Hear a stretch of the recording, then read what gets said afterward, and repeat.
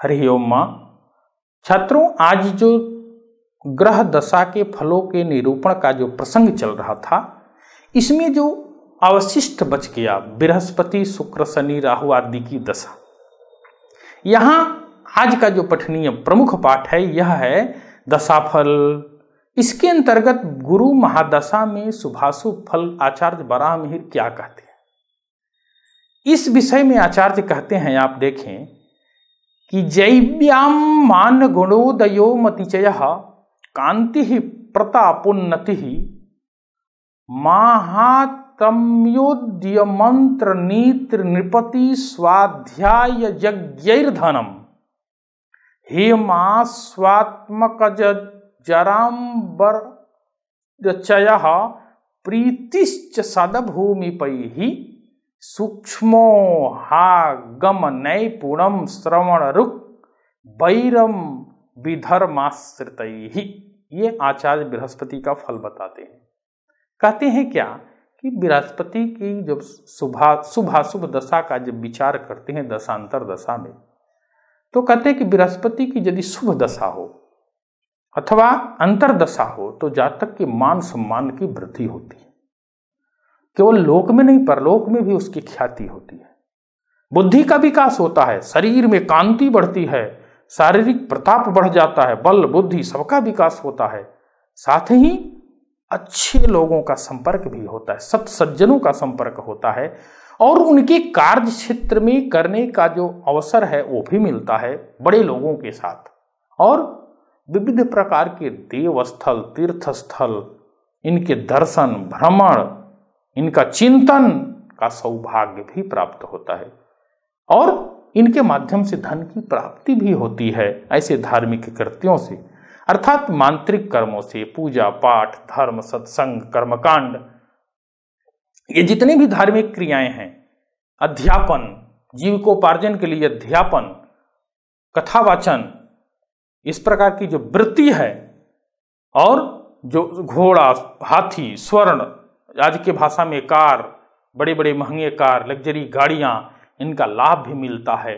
कुलीन, बड़े बड़े मंत्री, बड़े बड़े सचिव, ऐसे लोगों का संपर्क भी बढ़ता है। यह एक परस्पर सौहार्द भी प्रदान करता है बृहस्पति। ये बृहस्पति के लिए एक अच्छा गुण बताया गया है। अब बृहस्पति की यदि अशुभ दशा हो तो क्या होता है, उसमें आचार्य कहते हैं क्या, उसमें सबसे बड़ी परेशानी कान में होता है, कर्ण में, इसमें रोग होता है बृहस्पति के दशा अंतरदशा में अशुभ की स्थिति में। और खराब उसकी दोस्ती तो होती है, लेकिन वह दोस्ती क्या अशुभग्रह होने पे अच्छे लोगों से होती है। यद्यपि यहां बृहस्पति के अशुभ होने पे जितने भी धर्म विरुद्ध लोग हैं, विचार विरुद्ध हैं, शास्त्र विरुद्ध हैं, उनसे शत्रुता भी परस्पर होती है। एक दूसरे से परस्पर ये व्यवहार में बदलाव आता है और ये अशुभता का सूचक है, परस्पर शत्रुता का द्योतक है। इस प्रकार से बृहस्पति के फल का निरूपण आचार्य करते हैं। यदि शुक्र के फल का विचार आप करें कि शुक्र की शुभाशुभ दशा में क्या होती है, क्या करता है शुक्र, कौन से फल को प्रदान करता है, आचार्य क्या कहते हैं कि सौक्र्यम गीत रति प्रमोद सुरभि द्रव्यान्नपानांबर स्त्री रत्न द्युति मंथनोपकरण ज्ञानिष्ट मित्रागम कौशल्यम क्रय विक्रये कृषि निधिर प्राप्तिर्धनस्यागमो वृंदोर्विषनिषाध धर्म रहितैर वैरम शुचा स्नेहतः। ये आचार्य शुक्र के फल को विषय में कहते हैं कि शुक्र का फल कैसा होगा। ये आप देखें शुक्र क्या करता है। जब शुक्र की शुभ कारक दशा हो या अंतरदशा हो तो क्या करता है, जातक गान भी, चूंकि शुक्र कलात्मक क्षेत्र का है, शुक्र सबसे सुंदर है, शुक्र में लग्जरी सारे गुण होते हैं, शौकीन स्वभाव का ग्रह है, तो यह अपने जैसा ही जातक में गुणों को आधान करता है। जैसे गान विद्या में, नृत्य विद्या में, अभिनय में, विविध प्रकार के नाट्य प्रयोग में, जैसे आजकल की सिनेमा में या अभिनय में, अभिनय के बहुत सारे क्षेत्र हैं, ऐसी विद्याओं में और शिल्प विद्याओं में, जो आजकल एनिमेशन, जो भी क्रिएटिव वर्क हो रहे हैं, इससे रिलेटेड इन सारी विद्याओं में क्या करता है, प्रवीणता ला करके और उससे धन को प्रदान करता है। साथ ही जो सुगंधित पदार्थ हैं, ऐसे द्रव्य जो सुगंधित हैं, साथ ही और भी अन्नों से, तांबूल आदि से, अन्य संसाधनों से धन की प्राप्ति कराता ही है। स्त्री की प्राप्ति भी होती है, स्त्री के मार्ग से, स्त्री के संसर्ग से आमदनी भी बढ़ती है, अनुकूल विवाह, उम्र आदि बहुत सारी सुख सुविधाओं को देता है। मणि के रत्न को धारण करने की क्षमता, साथ ही सबसे बड़ा जो गुण होता है शुक्र का, वो होता है भौतिक गुणों से संयुक्त करता है। जैसे अच्छे अच्छे लग्जरी गाड़ियाँ, अच्छे अच्छे कपड़े, अच्छे अच्छे घर महल, अच्छे लोगों की प्राप्ति, अच्छे अन्नों का खाना, ये एक इसका गुण है जो नैसर्गिक रूप से विद्यमान है शुक्र में, और वह जातक को प्रदान करता है। यदि अशुभ हो गया तो वह क्या करेगा, शुक्र अपनी दशांतर दशादि में राजाओं से, निषाद आदि से, अधम लोगों से, जो ऐसे लोग जो धर्म पे विश्वास नहीं करते, ऐसे लोगों से हानि पहुंचाता है, पीड़ित करता है, उनको से आपस में बैर करता है। आगे छात्रों देखें, शनि की दशा में शुभाशुभ फल क्या होता है। आचार्य यहां पे कहते हैं, सौरिम प्राप्य खरोष्ट्र पक्ष महिषी वृद्धांगना वाप्तयः श्रेणी ग्राम पुराधिकार जनिता पूजा कुधान्यागमः श्लेष्मिर्स्या नीलकोपमोह मलिन व्यापतितंद्राश्रमा भृत्यापत्य कलत्र भर्त्सनमपि प्राप्नोति च व्यंग्यताम। ऐसा कहते हैं शनि के विषय में कि शनि क्या करेगा। शनि की अंतर्दशा, सौरी अर्थात सूर्य का जो पुत्र है, इसकी व्याख्या करें तो आप देखें, शनि की दशा अंतर्दशा आदि में ये वस्तुतः क्या करता है कि चतुष्पद जानवरों के माध्यम से धनार्जन करवाता है। जैसे आजकल चतुष्पद के रूप में ये भी आप कह सकते हैं कि ट्रक, बस, ऐसे माल ढुलाई वाले जो संसाधन हैं या जो इससे संदर्भित संसाधन हैं, उनका भी प्रयोग हो सकता है। बूढ़ी कन्याओं के द्वारा, स्त्रियों के द्वारा, अर्थात शुक्र के विपरीत जो संबंध हैं वो भी देखने को मिलता है। अधिकारी को जाना, व्यक्ति चापलूसी करता है, घूस लेता है, ऐसे खराब कर्मों से अपने धन को प्राप्त करता है। ये सारे फल यहाँ अंतर्दशा आदि में बताए गए हैं।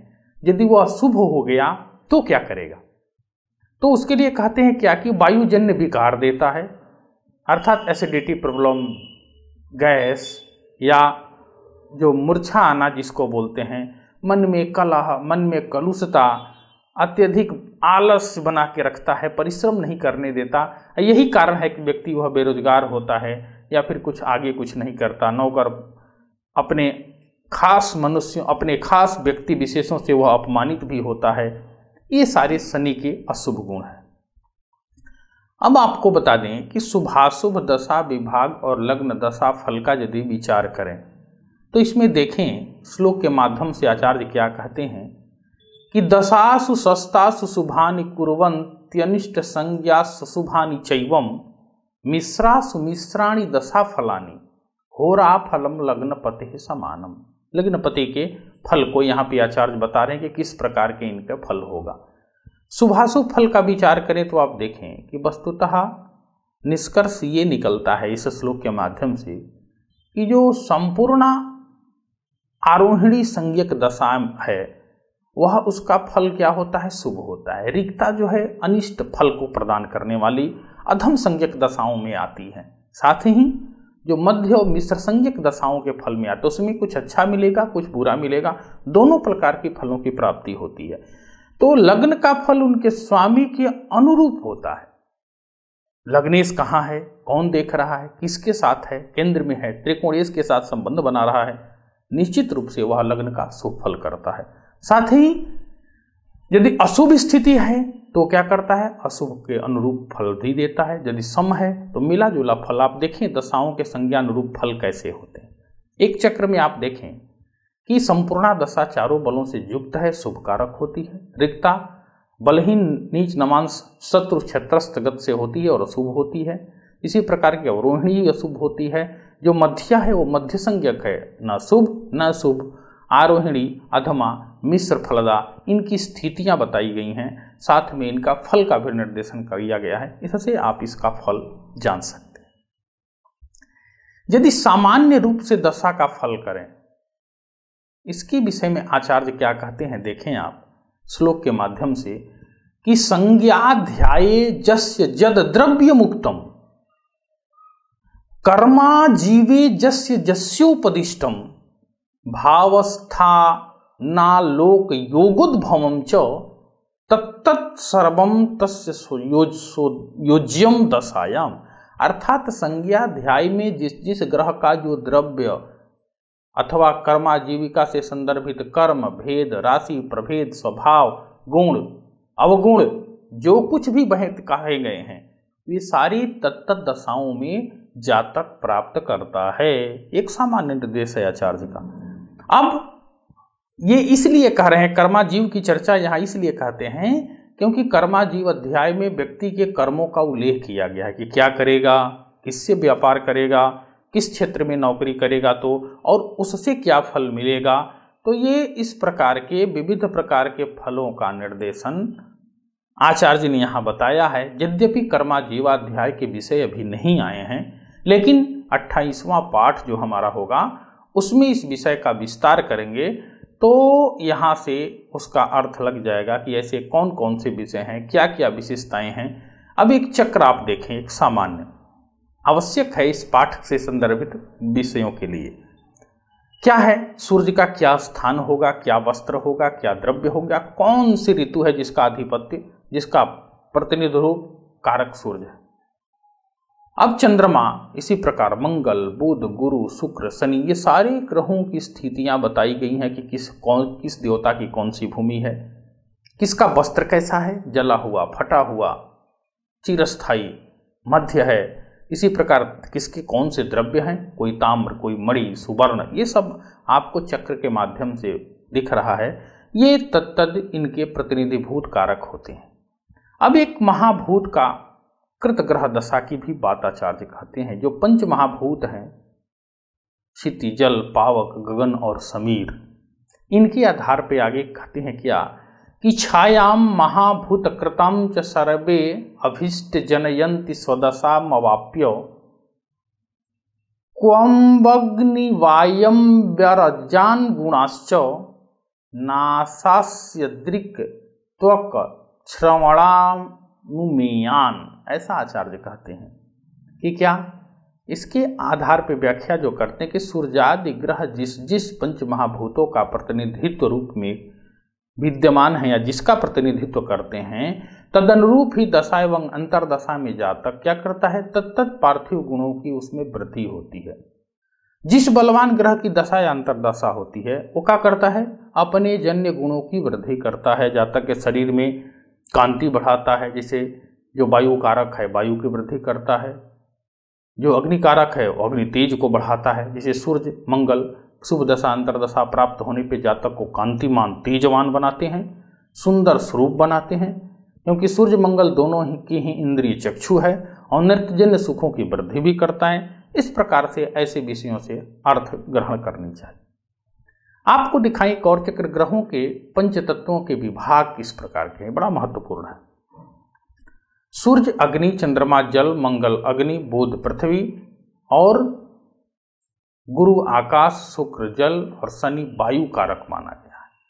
साथ ही इनके कौन कौन सी इंद्रियां हैं जिससे इसका ज्ञान होता है, कौन कौन से इनके वायु हैं, पंच वायु की जो परिकल्पना है, और इनका कोश कैसा है, अन्नमय है प्राणमय है मनोन्मय है आनंदमय है, एक कौन सी या विज्ञानमय है, ऐसी दृष्टि यहाँ से जान सकते हैं आप। इसका ज्ञान सरलता से कर सकते हैं। अब दशा ज्ञान की जो विशेष विधि है उसके विषय में आचार्य कहते हैं क्या कि सुफल दशायाम तादृगेवांतरात्मा बहुजनयति पुंसाम सौख्यमर्थागमं च कथित फल विपाक तर्कयेद वर्तमानम परिणमति फलोक्ति ही स्वप्न चिंता स्ववीर्यैहि, ऐसा आचार्य कहते हैं। अर्थात दशा ज्ञान प्रकरण में कह रहे कि जिस प्रकार ग्रहों की दशांतर दशा होती है उसी प्रकार से जातक की अंतरात्मा भी होती है। अब क्या है, शुभ ग्रहों की दशा में अत्यधिक सुख और धन की प्राप्ति मनुष्य को होती है, साथ ही जो विपरीत दशा होती है उसमें कष्ट की भी प्राप्ति है। जैसे उदाहरण में आपको बता दें, सूर्य बलवान है तो अपनी दशा में प्रत्यक्ष रूप से जातक को राजा बना देगा, किंतु यदि दुर्बल हो गया तो क्या करेगा, चिंतन आदि, परिश्रम आदि, राजमान आदि ये स्थितियों को विपरीत में पैदा करता है, जिससे कष्ट आदि प्राप्त होते हैं। अब आचार्य यहाँ कहते हैं एकाधिक ग्रहों के फल विरोध में क्या करना चाहिए। ये बड़ा इंपॉर्टेंट श्लोक है, बड़ा प्रामाणिक है कि किस प्रकार फलावरोध और आपस में विरोध होने की स्थिति में फल कैसे कहें।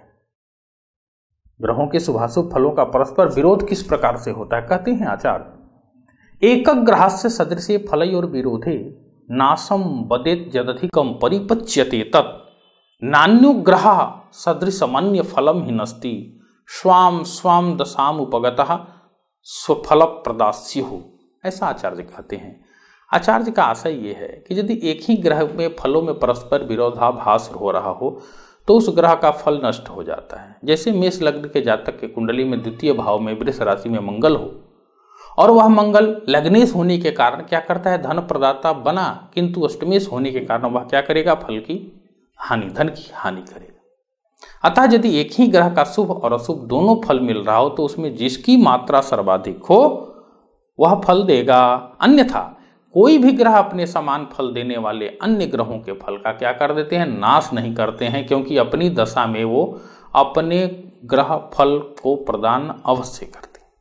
मित्रों, आइए अब चर्चा करें जो सारांशिका इस पाठ की हमने जो अब तक पढ़ा, इसकी चिंता करें तो देखते हैं कि वस्तुतः सूर्य की दशांतर दशा में नाखून, दंत, सोना आदि विविध प्रकार के वस्तुओं की धन के द्वारा धन की प्राप्ति, अशुभ होने पर भारजा, पुत्र, कलत्र, हृदय रोग आदि उत्पन्न होता है। इसी तरह चंद्रमा के दशादि में भी क्या होता है, गन्ना, दुग्ध विकार, वस्त्र, पुष्प, कीड़ा, तिल आदि के द्वारा धन की प्राप्ति होती है। और विपरीत हो गया तो निद्रा, आलस, बहुत सारी धार्मिक प्रवृत्ति के प्रति अभाव, रत्न की उत्पत्ति आदि, अपकृति आदि इसके होती है।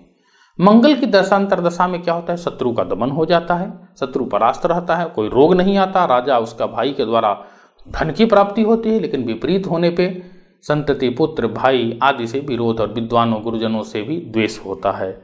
इसी तरह बुध की दशा है और आप देख सकते हैं बुध की, गुरु की, शुक्र की, शनि की, इन सारे ग्रहों की दशांतर दशादि इसी क्रम में रहते हैं और इनका फल भी आपके समक्ष दिखाया गया है। आप देख सकते हैं यहाँ बुध की, फिर गुरु की, फिर शुक्र की दशा, फिर शनि के दशाओं का जो फल है वो भी यहाँ बताया गया है। और संज्ञाध्याय के जो द्रव्य कहे गए हैं, कर्मा जीवाय में जो वृत्ति कही गई है, तद वृत्ति और तदगत वस्तुओं के द्वारा धनाप्ति की भी चर्चा की गई है। वस्तुतः एक ग्रह के परस्पर विरोध में कह रहे हैं क्या हो तो उस फल का तो नष्ट हो जाएगा। एक ग्रह दे रहा है, दूसरा उसका विरोध कर रहा है। लेकिन यदि एक ही ग्रह का शुभ अशुभ दोनों फल मिलता है तो उसमें जिस ग्रह की मात्रा सर्वाधिक हो उससे उसका फल का आकलन करना चाहिए। इस प्रकार की एक युक्ति भी ने आचार्य ने हमें यहाँ प्रदान किया है। आज यहीं विराम करते हैं। आप सबको धन्यवाद। आपका दिन शुभ हो।